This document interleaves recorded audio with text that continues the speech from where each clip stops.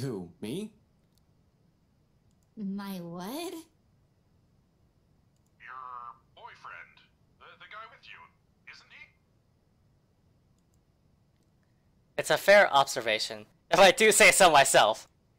Needless to say, the silence that descends is both uncomfortable and terribly awkward.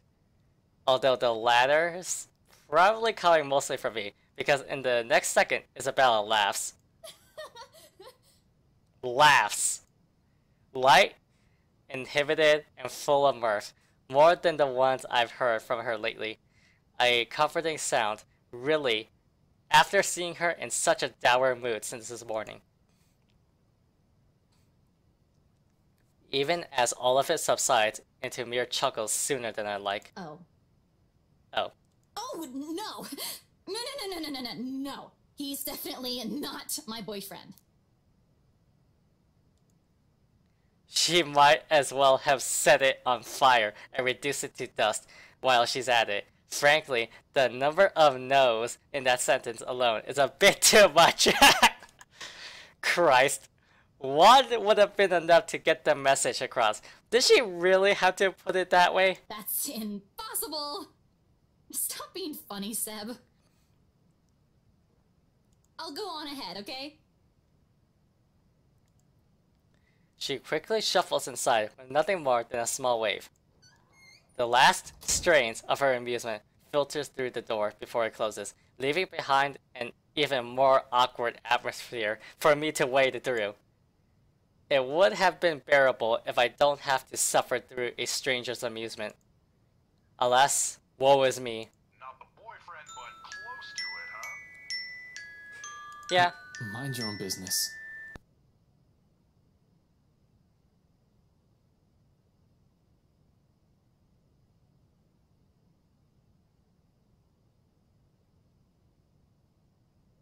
Kids these days. kids these days. Alright, so that was a call. Of course she's gonna go somewhere. Good to see her up and about, though. Thought for sure she'd up and disappear like the others. Excuse me? You know, stuff in the news. You mean what happened with Rose Cooper? If I am going to be stuck here with him for a while, I might as well try to gather as much intel as I can. He may just be a guard, someone with no real authority, but most of the time people like him are the ones who know more than they let on. A few carefully worded phrases are usually enough to get them talking, so long as you appear friendly and pretend like you're not smart enough or too interested. Yeah, but even before that, we've got a couple of good blokes we never saw again. Really? Those guys could have just resigned for all you know. Dunno, I only catch tidbits of stuff from over here. Oh, seriously, I heard the branch is getting flushed soon, but that's no excuse for anarchy.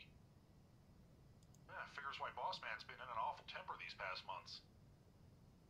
They managed to strike a good deal with the mansion in Ansem, right? That didn't do the trick?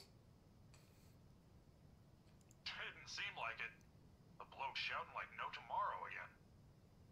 Wasn't very pleased when Gurley called and asked for another leave yesterday afternoon. Girly? Isabella? It's not too surprising, considering she's already been gone for 3 days. Now she's asking for another. Not that it's a bad thing.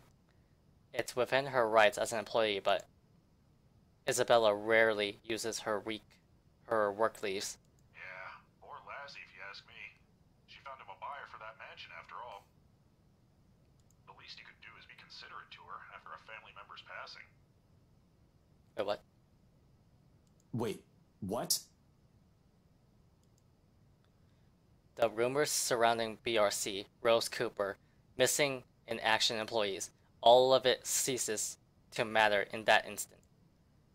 Almost on instinct, my eyes zero in on the intercom speaker, as if staring daggers at it will show me the man behind the voice, so I can see the truth in his face myself. Oh, you don't know? No, what? Nothing. I shouldn't be the one you're asking, and, you know, things might get a bit boring here. No one really wants to hear say. Why don't you just go after her? As long as you're not looking to create trouble for me, it won't be a problem. You aren't here for that, right?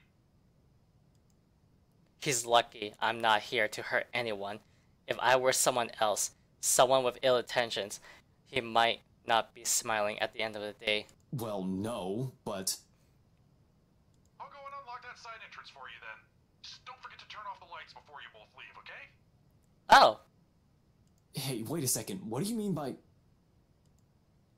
He cuts off the connection before I can finish, and the rest of my question dies in my throat. Soon, the latch clicks, and a nearby side door swings open, waiting for me. The guard, Sib, a stout man wearing a uniform still too loose for him, waves me over from the gap before he disappears behind his station again. Just my luck. Here I thought I'm going to have to count on whatever Isabella brings with her. Although, no matter how much I want to feel happy, something else has already taken a firm seat in the forefront of my mind. Is that why she's been acting not like herself today? Since when? Of course, as I step into the building, I try to push all of these questions as far down as I can. I need to focus. Work is work. No time to think about other stuff, when we might have a bigger problem at hand. But if what I heard is exactly what I think it is, if it's a sign of things to come, honestly, I don't feel too good about it.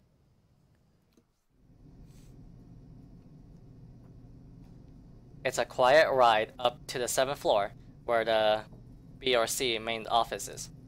Seb has been kind enough to switch the guest elevator's power on, just as I'm about to head for the fire exit stairs, which is an awesome relief, or welcome relief. I'm an active guy, but stairs? I don't want to tire out too quickly in case things get ugly. There probably won't be any trouble with the building this quiet, but you never know. Besides, the whole place still feels eerie this time of night. Lights are good when you're walking alone. The occasional thought of ghosts lurking about certainly doesn't help.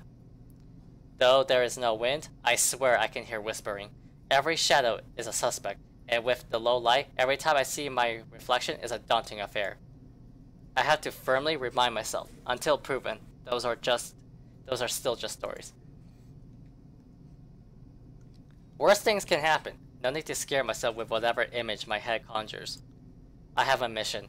Going about it as calmly as I can means fewer mistakes. Oh, I sure am fucking gutsy, especially with what I'm doing. I'm breaking a lot of laws here. I'm also putting Isabella in a lot of risks. Best thing that could come out of this is that Isabella's right, that this whole fiasco does point to a curse, and I make sure nobody dies to that damn thing. Worst case scenario? 1. Someone finds out Isabella's involvement in this, and her boss fires her. 2. I find evidence that will implicate BRC or Luke Wright in a crime, and my meddling, if I'm not careful enough to hide our tracks, makes it inadmissible in court.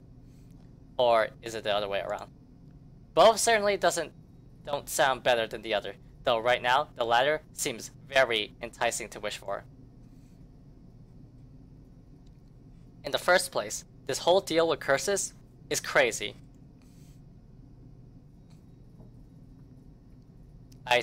I'll be honest. I strongly prefer losing my job or facing Wright over some spirit or ghost or whatever it is all my friends have claimed they've seen. At least if there will be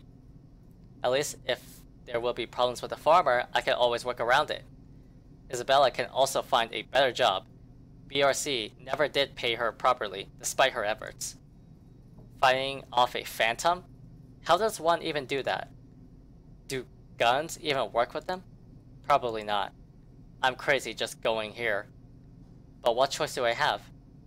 I can't just say, "Oh, hey Chief, you know about these strange incidents lately? It's probably a curse or a ghost or something like that." Yeah, not going to happen. This whole thing has already spiraled out of our hands. This is simply damage control, working with what I have. And I can still do. Get to the bottom of this and see how I can fix this whole mess. If I do it without anybody knowing, leaving a trail, all the better. Without leaving a trail, yep. Good thing that's what I'm good at.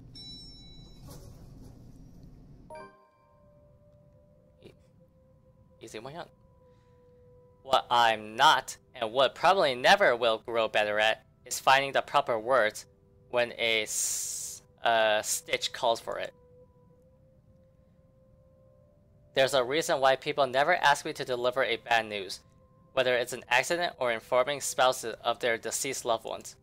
Unless, of course, the situation's really dire or no other officer is up for the task, but those times are few and far in between.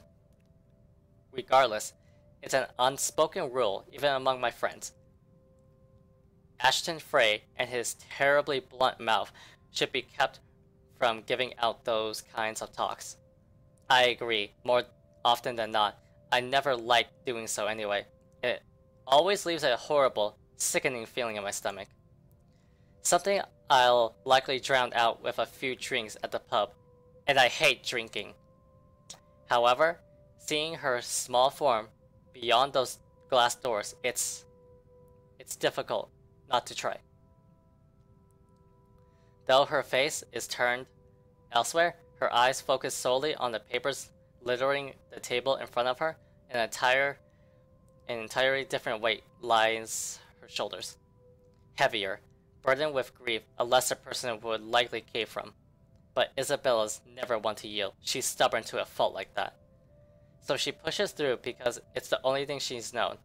It's the only thing life back home has taught her. All these years, in the 5 she's been with us, the pain of being away from her family is something she has never failed to carry with a smile.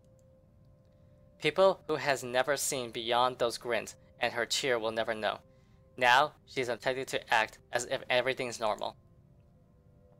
Rebecca's probably not aware of this. I get it, we have other problems at hand.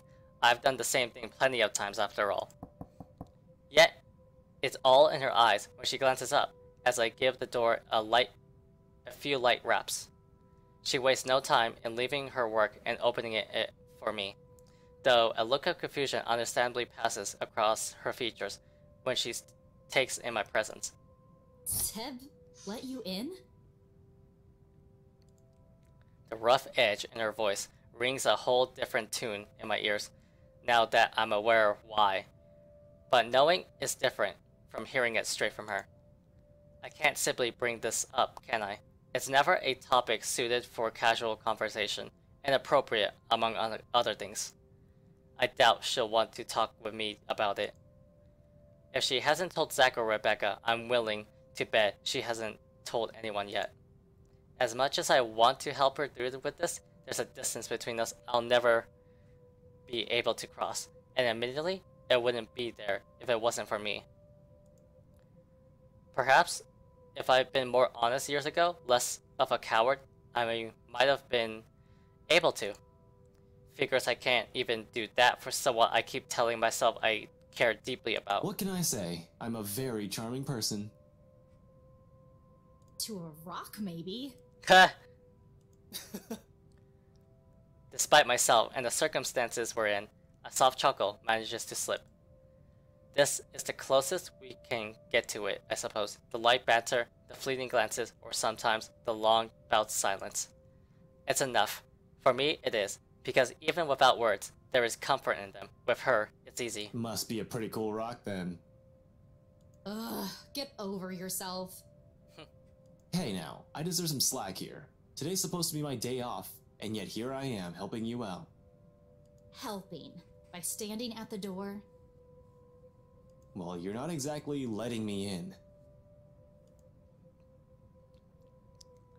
Despite what she says, she moves to block me when I try to enter, huh? Doesn't seem to have any plans of allowing me inside their office either, unless I force my way through. Not that I'll do it to her, but she must have been expecting this the second we walked up the building's entrance, counting on the night shift guard to bar me from the place. It's reassuring to know she's somehow worried about me, although it's a bit misplaced at the moment.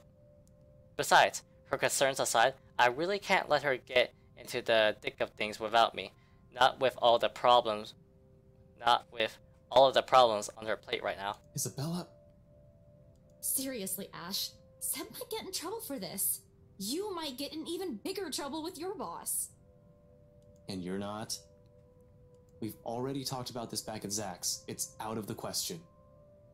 At least do it for Seb, please. He's a really nice guy. With the way things are going here, he's... On that, I agree with her. Seth's not such a bad fellow, from the short talk we had. Might be a little careless with his job and talks too much, but he means well. I hate to see the guy leave here with a bad record, in case something goes wrong. However, the anxious looks she shoots back at the papers she left on the table bring an even bigger worry. Did you find something? Aside from what you told me about yesterday? Not yet. I'm not sure. I haven't started going through the files we have in the records room. Just the ones they handed to me in rows. Let me see. Wait, Ash! Isabella, I already promised you that no one's going to get in trouble after we're done here, even Seb. I'll make sure we leave the place clean. Her hesitation's still there, a split second of indecision as she tries to form an argument. Eventually, when nothing comes to mind, she steps aside. Okay, but we can't take the original files out of this office, clear? Not even a single sheet. We'll just have to make a copy. Don't worry, that's the plan. It appears to reassure her, a nod, then shortly, she gestures for me to follow, leading me to her workstation, albeit with a little reluctance in her step. Passing the sea of cubicles, I can't help but take in everything in their office, a force of habit for the most part. As far as I know, BRC's Luxborn used to own this old building. Offices in several floors, once upon a time, when real estate was still a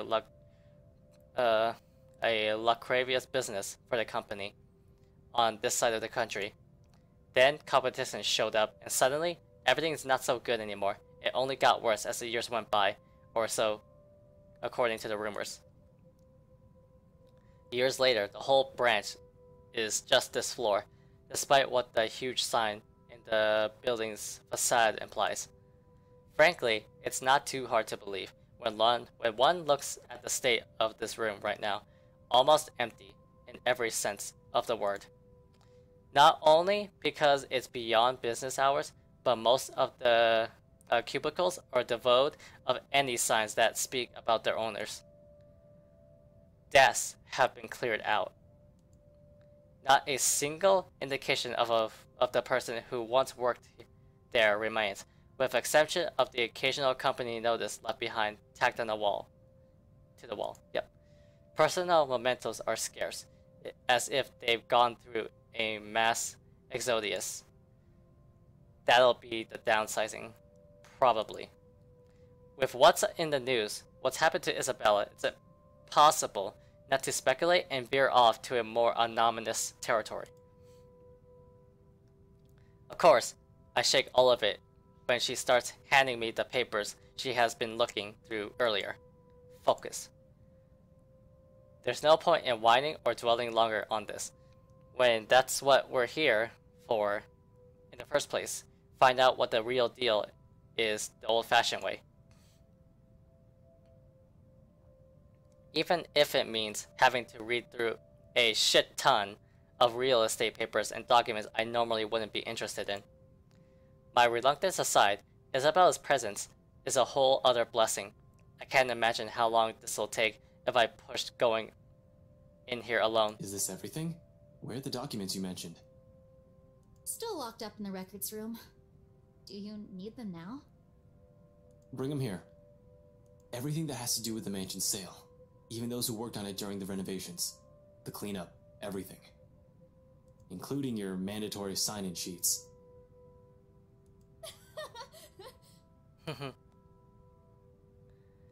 It's an odd thing to bring up. At least it elicits a laugh from her before she heads for the records room. She remembers. And no matter how weak the sound of it is from her usual. It's a welcome thing to hear amidst the office's stillness. Takes the edge off, if only for a little while. Reminds me that the Isabel I know is still in there, in spite of the load she visibly carries. She returns minutes later, with a thick stack of folders and binders. For the next half of the hour, we work in complete silence, while we dig into every property files completed in the folder. Not an easy task considering how thick the whole thing is, but there's two of us. In fact, Isabella does most of the work, sorting, separating the contracts, the employees list, and stuff we won't need into a neat pile. Just the correspondence and contracts for the restoration alone makes up a stack of papers that's an inch thick. Third-party service providers hired for the masonry, radiators, woodworking, plasterwork, slate roofing, and a whole bunch of other things are well documented. Hell, every single contractor working in the project is individually listed, even if they're just there to do the plumbing. It's a high profile and high cost estate, alright. But with that scope comes the loopholes. Means plenty of room to hide something in if there's something fishy going on. All I have to do is read through it, find a pattern that will prove or refute my suspicions. And it doesn't take long. Upon closer glance, despite the original owners shouldering the renovation costs, it'll be surprising if they manage to break even on the Ermengarde mansion. What with the additional expenses on the open house, the commission for the agents, and other overhead fees. At one point, the negotiations to get it listed under BRC's name almost broke down too. Some disagreement about the listing price. The owners wanted to be rid of it as quickly as possible while keeping the worth at a probable level. BRC was insisting on a higher amount, double what the apprehensor suggested. This, plus the idea that their branch is closing, it wouldn't be too far-fetched to think that BRC Luxborn really is in the red, and the sale of the mansion could easily have been a desperate move to keep the branch afloat. No wonder the final sale happened as fast as it did. Did you know about this? No, they took it off our hands after I submitted the final documents for the sale. I didn't even know until I read this. I'm not sure if Rose did. I've only been given the key to the records room after she... Anyway, my point is, they've kept all the files from me. Rose was the one who compiled everything from our side, and even then, she was probably not aware of this. There's only so much they let us know. After that, they just told us to wait for our commission, and that the legal team would handle the rest. The rumors are true, huh? Seems so. Sheesh, this place is just unlucky, going bankrupt while the rest of this crap is happening. But this isn't what we're looking for. What we need is the who, the people aside from Isabella and Cooper involved in this business with the mansion, and the how they are now. We can't do much with these contractors. They won't be on file as employees. Still, leave no stone unturned. Look at their names, see if anything jogs my memory. Get a copy of said names so that we can look their contact details up, check if anything comes from that. Aside from those, we shouldn't dwell on these. Although, even with 2 people working through the pile, the whole task still takes quite a while. It's a quarter of an hour later when we put down the papers with a sigh and move on to the clients. After every important detail we may need to have been noted down. The client's next upon Isabella's insistence. For that, the sign-in form from the open house comes in handy. It even gives me a laugh when I spy the fake name I wrote on one of the sheets. Wait, what? Ashley? Why'd I even pick this name? It sounds so lame. Wait, is that your name, Ashley? What name? Nothing important. Just focus on those papers you have. We need to finish this soon, before Seb suspects anything. She snatches the paper from my fingers before the thought of hiding it occurs to me. Not that there's much secret in it. Isabella found me that afternoon anyway, though perhaps under the wrong assumption of why I'm there, but still. Ashley? I've been careless that day, tailing Luke Wright without confirming where they were off to. While the butler's terribly efficient in keeping the Wright's engagements from the public eye, there are other ways, if only I've given it the time of my day. In retrospect, I've been too eager, too impatient to be done with the case, to find something that'll crack it after a year. Maybe my failure goes as far back as the day of the open house, not during the party last night. Yeah, well, I was pressed for time. Seriously, Ashley? Were you even trying? Oh, come on. You didn't even notice I was the one who wrote it down. Of course I wouldn't. Only an idiot would use his real name. It worked, though. Admit it. It's genius. Who would have thought, huh? She responds with a roll of her eyes, then drops the matter entirely by shoving the paper back to my hands. We lapse back to our we relapse back to our respective tasks afterwards. Wordlessly scheming. Everything. Read, set aside, get another. It's almost, methodical. And in the time we've been here, we both managed to work out a rhythm. There's not much time for friendly banter anyway. The clock is ticking down on us. I'm giving it another 30 minutes until Seb realizes we've been here far longer than what a simple I need to get my stuff from the cubicle requires. The more we prolong our stay here, the more difficult it'll be to come up with an alibi. Of course, if he's sleeping on the job, it certainly works to our advantage too. No need to think of excuses that can potentially branch off on awkward, but there will be time to worry about that later. Looking back at the signing sheet, I spot Luke Wright and Hannah Wright listed up top. Not that I don't know about them already, of course, but scanning through the list, a name immediately comes to my attention.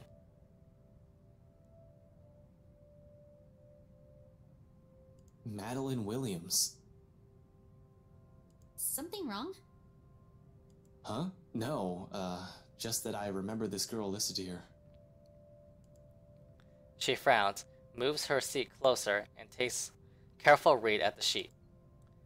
There's a long moment before she speaks up again, but from the way she tenses, she appears to be expecting the worst already. What about her? She was with me, in the group following Cooper, when we toured the upstairs part of the mansion, I mean. Rather loud one, especially when we took a peek into the attic. Kept talking about the ghost stories the whole tour. Then, do you think she's... She was reported missing 3 days after. There was a ruckus at the precinct the day her kin filed it. The threats were naturally given at the lack of progress days later, desperate ones. Her family is willing to shell out all the cash they can just to find her, to no avail, unfortunately. Officer Benjamin has been in a bad mood ever since he spoke with them, but what can he do? What can we do?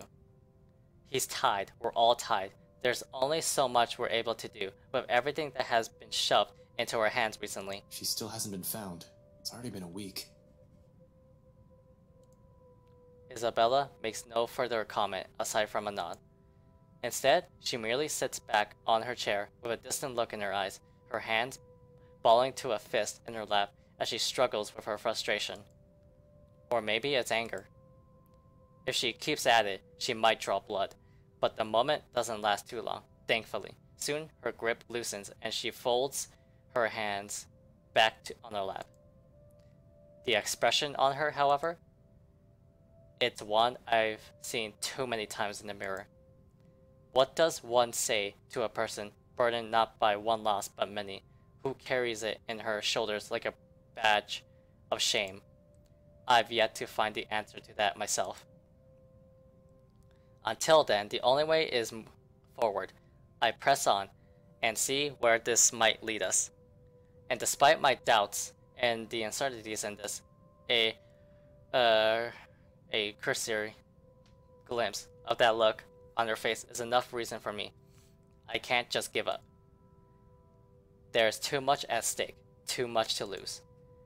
With a renewed focus, I continue, scanning each of the names of any sign of familiarity if I've overheard any of it in the news or from the reports coming in the precinct. On the third and last sheet, I spot another one, Patrice Wiley, one I recall from the newspaper, Obituaries. Okay. Died of a heart attack. A letter of correspondence expressing condolences to her family confirms as much in her files. Passed away at the age 74 in her sleep. She's at that age. It certainly could have been a natural death. Right?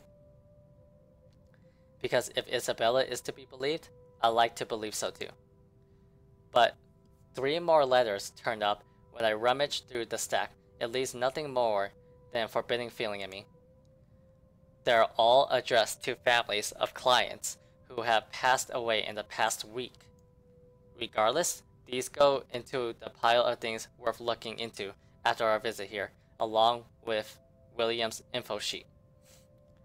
There are just so many names, so many faces, each one I seen that day, and here I am wondering if they're all right.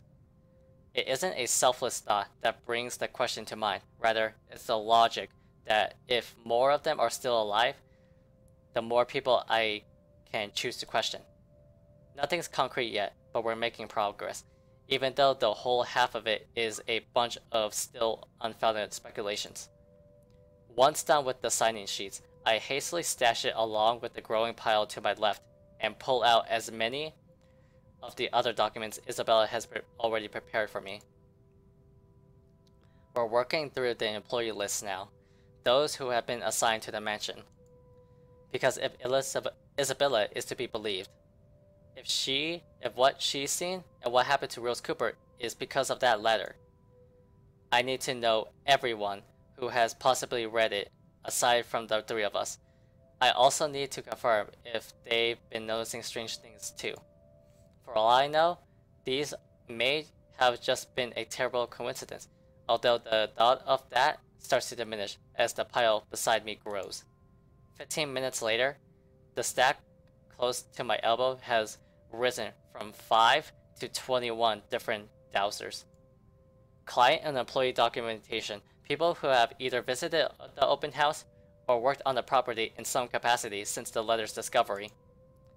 Turns out there have also been 2 more BRC employees who directly handled the mansion, aside from Cooper and Isabella. Christian Tsai, the realty specialist, and Mark Julius Jean-Marie, the estate appraiser, or appraise, whichever one. This C guy, he was in custody just the other day. Really? Sir John has been looking for him. He stopped reporting to work a few weeks ago. Are you sure it's the same person? Yep, this is him. Folks at the precinct said they went to his house after a noise complaint. They found him just acting all crazy. Had to take him in when he started getting violent. He kept screaming about a woman. Immediately, she stiffens. I don't want to bring it up or imply a connection to Isabella's story, but it is exactly what happened. He was driving the guards mad, but he didn't last too long in there. A few hours in, and he just started bashing his own head against the wall, and, well, it was messy, to say the least. Oh no, we had no idea. Is he okay? HR just marked him as AWOL because none of their calls would get through. He's in the hospital right now. I heard they're putting him into a psychiatric ward as soon as he recovers. He's still a bit unstable. Jean-Marie, on the other hand. His employee file marks his date of leaving, and even his full payment had been given. Along with it, a letter to his family about an apprehender being found dead in the office. Communication is hush-hush, and there is mention of compensation if they don't talk about it to the media. Inspector Abigail has often scolded me for not regularly reading the reports, but I try to keep up to date as much as I can. When I do, I make sure I'm aware of the gist of what's going on in my city. This has never reached the police's ears or the health and safety executive. Do you know about this guy? One glance at her says everything. They've hidden it from the media. They've kept it from the police. Not surprising, this will also be a secret from someone of Isabella's position in this company. Fuck. Rose was looking for him last week. We haven't heard anything from him either. Until now. They never mentioned this to us. Business going under and someone dies while working here? Of course they want to keep that mum. It's bad publicity. This whole thing is just getting freakier the deeper we delve into this. Nevertheless, I hand the files for Isabella to make a copy of. The pages with their names, addresses, and contact numbers will do. We'll start with the ones who live within the city. Sometimes there are things you really can't just brush off as a mere coincidence. In my line of work, once a pattern pops up, it's only right to be suspicious. Especially the thing with Sai. It hits too familiar to the stuff my own friends have been telling me. All of this? It's a considerably thinner stack than the one she has brought in, yet somehow the way she hugs the folders close to herself makes it seem heavier. Like she's hanging onto it in the same manner one will latch on to a lifeline. Only the noteworthy ones. And those that might still be alive. Might. She doesn't need to know that little tidbit. We can't check the outside contractors, but the guys with the direct connection to BRC and the people who attended the open house should be enough. We don't have time to see how everyone's doing, especially if what you said is true. For a second, she appears about to argue, then quickly decides against it, hides it away before anyone reads the question in her face. Then, in a too abrupt motion, she turns towards the copier and gets to work. Soon, only the machine's constant drum fills the dead air around us, while I keep myself busy cleaning up the mess of papers we made. The lack of talk is awkward, to put it mildly, disturbing at worst. I've gotten so used to letting her babble away whenever it's just the two of us. What she has to say has always felt more interesting than what I can come up with. Never the talker I am, always content in simply listening. I can tell, however, she wants to do more beyond digging through the private records and photocopying personnel files. She wants to fix whatever mess this is herself, and that desire makes her antsy.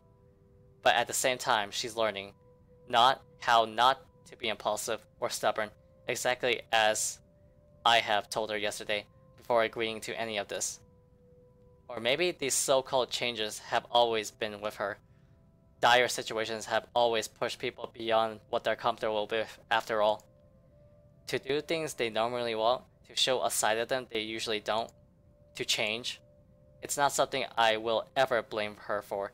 I understand, in some odd way, I've been in the same position before. Though seeing this happen in front of me, only makes it difficult to find the proper things to say. In an atmosphere this tense and charged, while knowing what might be looming over us, what is left for us to talk about? Certainly not the news.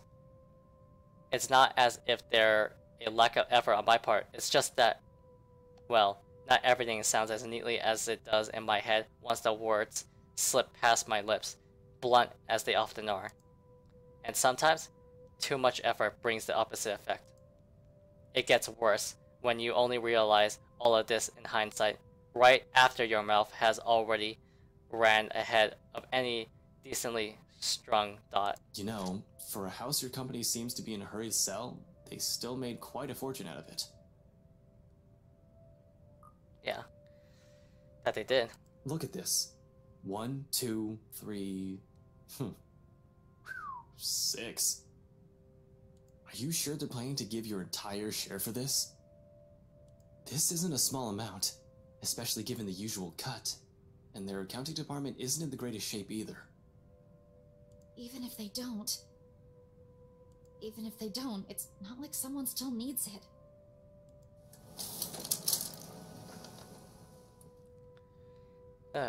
Alright, I gotta head to work. This has been a long section, but anyway, I gotta head to work, so when we come back, we'll finish up the room, and hopefully she doesn't attack us in this very office again. So, that's it, and have a good day.